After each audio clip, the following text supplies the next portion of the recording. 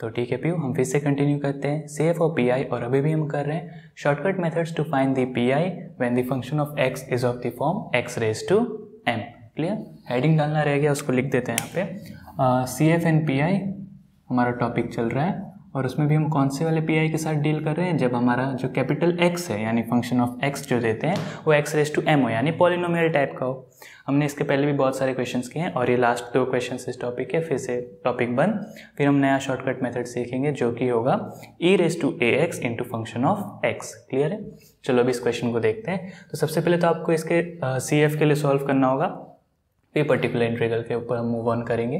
तो आप जानते हैं कि फॉर CF मतलब complementary function, for CF complementary function के लिए आप क्या करोगे, बेसिकली इस चीज़ को इक्वल्स टू 0 रखना होता है। So d to the power 4 plus D cube plus D square minus D minus 2 y equals to 0। फिर इसमें ये जो इतनी सी चीज़ होती है वो होती है फंक्शन ऑफ d, और उसको आप कहते हो auxiliary equation. So therefore f of t क्या हो जाएगा आपके पास, d to the power 4 plus D cube plus D square minus D minus 2, and that is the auxiliary equation. अब जो भी आपका ऑक्सिलरी इक्वेशन आ गया, let that be equals to 0। So therefore f of d equals to 0। So therefore d to the power 4 plus D cube plus D square minus D minus 2 equals to 0। अब इसके factors वगैरह देखते हैं कि क्या आ सकते हैं। 1 रखते हो अगर आप, तो 1 प्लस 1 प्लस 1 3, और 3 माइनस 3 0, यानी अगर इसमें 1 डालने पे सॉल्यूशन है, यानी इसका एक फैक्टर क्या होगा, d माइनस 1। तो इसको स्प्लिट करते हैं हम। तो सबसे पहले d to the power 4 as it is, d cube में से हम पहले नेगेटिव d क्यूब लिख देंगे, लेकिन हमें चाहिए प्लस d क्यूब, तो हम लिखना पड़ेगा प्लस 2d क्यूब, ताकि ये दोनों कंबाइन होकर प्लस d क्यूब हो जाए। अब यहाँ से फिर से हमें d माइनस 1 का फैक्टर चाहिए, 2d क्यूब आ चुका है, सो नेगेटिव 2d स्क्वायर होना चाहिए, बट हमें चाहिए प्लस d स्क्वायर, तो प्लस 3d स्क्वायर एडजस्ट करना होगा। अब 3d स्क्वायर के साथ d माइनस 1 का फैक्टर कौन बनाएगा, माइनस 3d, बट हमें चाहिए minus d, already minus 3d है, सो प्लस 2d और लास्ट का minus 2, and that is equals to 0। अब इन सब में से d माइनस 1 का अगर आप फैक्टर कॉमन ले लेते हो तो बचेगा क्या, यहाँ से बचेगा d क्यूब, यहाँ से बचेगा प्लस 2d स्क्वायर, यहाँ से बचेगा प्लस 3d, वहाँ से बचेगा plus 2, and that is equals to 0। Clear?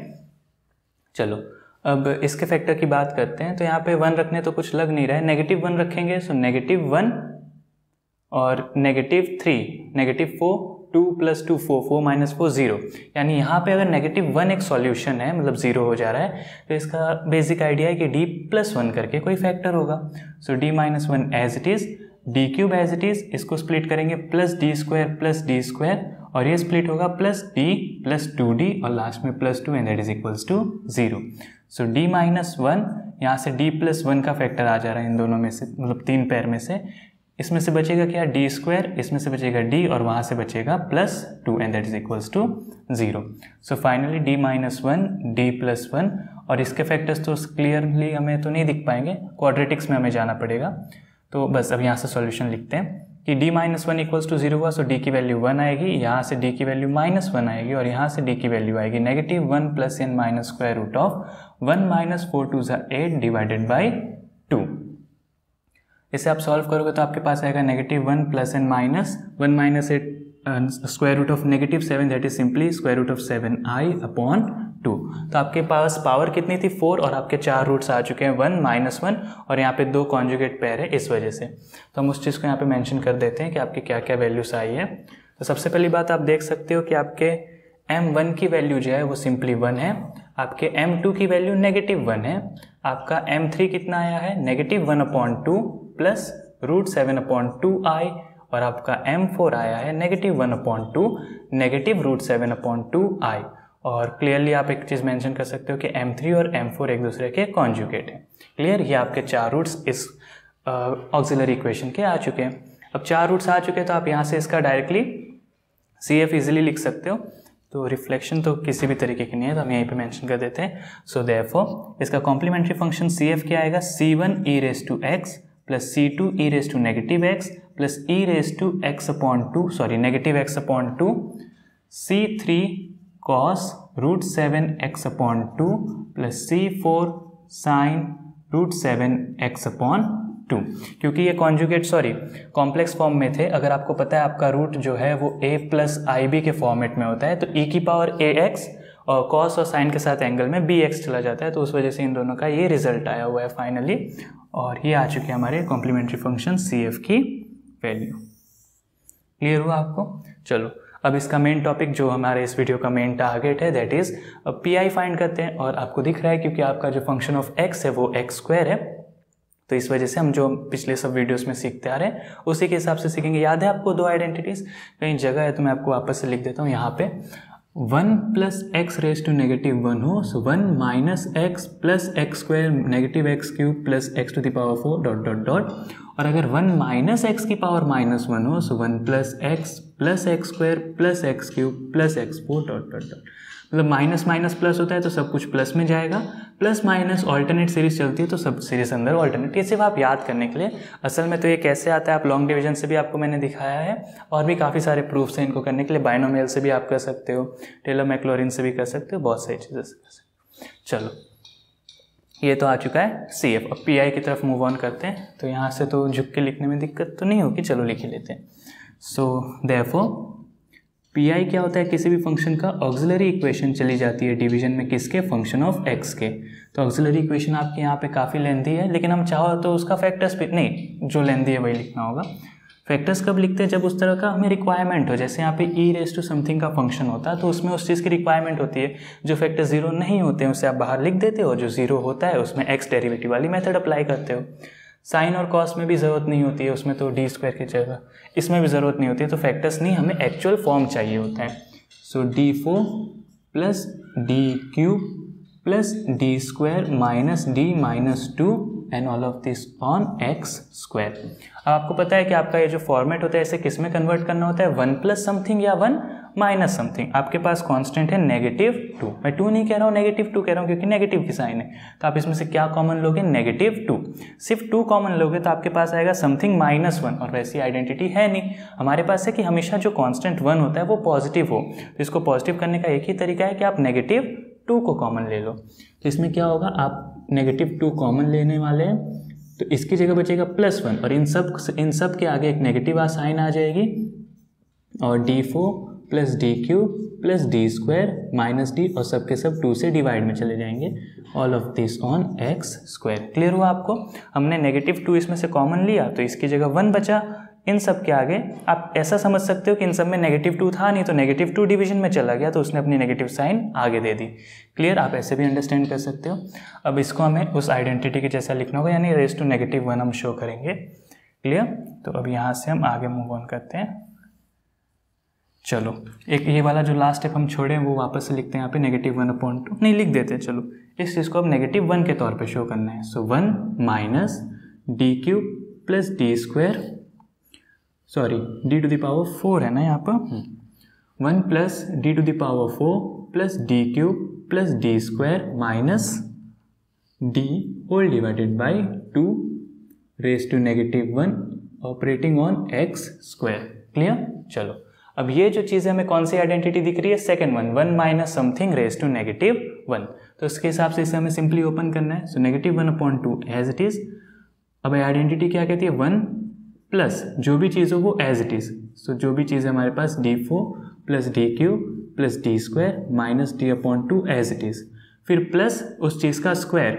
So d4 plus d³ plus d² minus d/2 the whole square plus उसका क्यूब। लेकिन हम क्यूब नहीं लिखेंगे, क्यों? क्योंकि हमारे जो पॉलिनोमियल जिस पर ऑपरेट होने वाली है उसकी ही हाईएस्ट पावर अगर 2 है तो क्यूब लिखने की ज़रूरत नहीं, क्योंकि हम लॉजिकली जानते हैं कि डेरिवेटिव्स आगे से 0 होने लगेंगे। इस वजह से जितनी रिक्वायरमेंट है उतनी ही लिखते हैं, हम बाकी डॉट डॉट डॉट करके छोड़ देते हैं। ठीक है?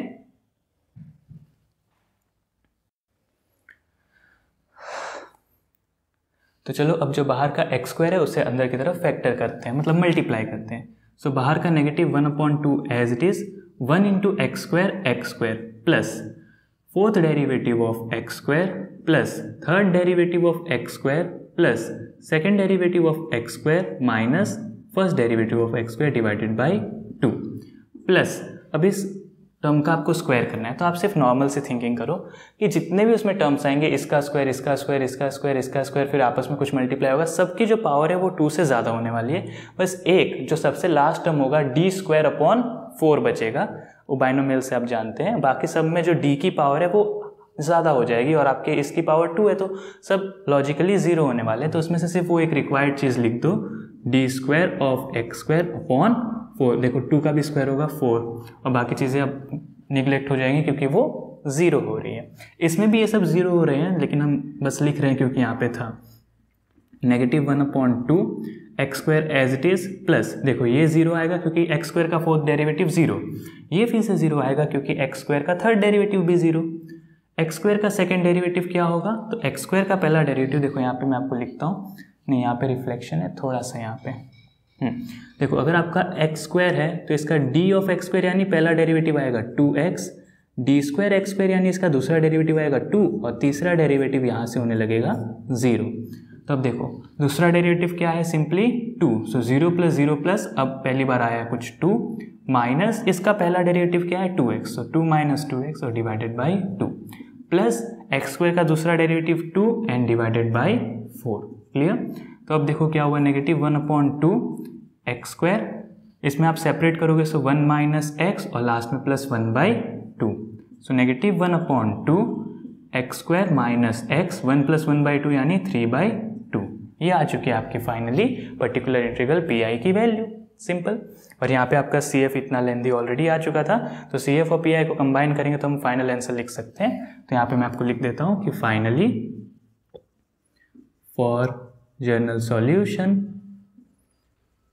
y is equals to CF plus PI, so y would be equals to CF कितना है आपका C1e⁻x plus C2e⁻⁻x plus e⁻⁻x/2 C3 cos √7x/2 plus C4 sin √7x/2, video में दिख रहा है हाँ, और प्लस PI कितना आपका नेगेटिव है, so plus minus minus -½ x² minus x plus 3/2।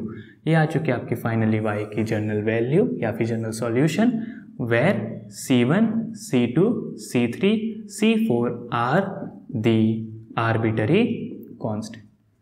ये तो बिल्कुल भी लिखना ना भूलना, हाँ, are the arbitrary constant. Clear हुआ आपको ये सॉल्यूशन। अब बस इसके बाद से हम ये वाला क्वेश्चन देखेंगे, आपको वीडियो में दिखता हो ऑलमोस्ट, ये मतलब नेक्स्ट वीडियो में आएगा। फिर से ये टॉपिक बंद, मतलब ये टॉपिक के सारे वीडियोस हो जाएंगे और आपकी प्रैक्टिस भी ऑलमोस्ट हो गई। मोस्ट ऑफ द क्वेश्चंस तो कवर हो चुके हैं। एक सबसे इसमें कॉम्प्लिकेटेड आता है, वही कॉम्प्लिकेटेड नहीं, थोड़ा सा डिफिकल्ट हो, जिसमें से सब में से एक डी फैक्टर आता है, फिर कांस्टेंट बचता है, फिर ऑपरेट करो, लास्ट में 1/d रह जाता है, यानी वो सिर्फ सामने वाले को इंटीग्रेट करवाने को कहता है। कभी कभी d² सब में से कॉमन आएगा तो कुछ बात नहीं, मैंने आपको बताया अगर d² हो, एक चीज़ समझो कि 1/d² हो और यहाँ पे कोई फंक्शन ऑफ x हो, कैपिटल X लिख रहा हूँ मैं, तो आप जानते हो इसको आप 2 बार ब्रेक डाउन कर सकते हो, 1/d 1/dx।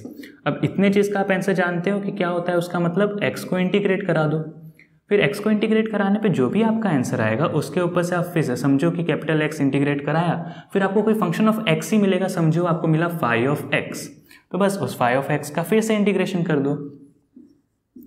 क्लियर हुआ आपको। d³ हो तो इंटीग्रेशन करो, जो आया उसको फिर से इंटीग्रेशन करो, जो आया उसको फिर से इंटीग्रेशन करो, d 3 बार टूटेगा। ठीक है, ये ऐसे क्वेश्चंस तो शायद आगे आएंगे तो ठीक है, नहीं तो मैं तो बस ये आइडिया था, नहीं तो मैं तो हूँ ही साथ में, आपको सिखा दूंगा, उसकी कोई बात नहीं। C1, C2, C3, C4 आदि आर्बिटरी कांस्टेंट लिखना ना भूलना, ठीक है। और बस एक क्वेश्चन हुआ, फिर ये टॉपिक बंद। इजी था, हार्ड था, बताना मुझे, और आप बिल्कुल टेंशन मत लेना, मैं हूँ, आपको सब करा दूंगा, ठीक है, टेंशन नहीं, हाँ मैं हूँ ना।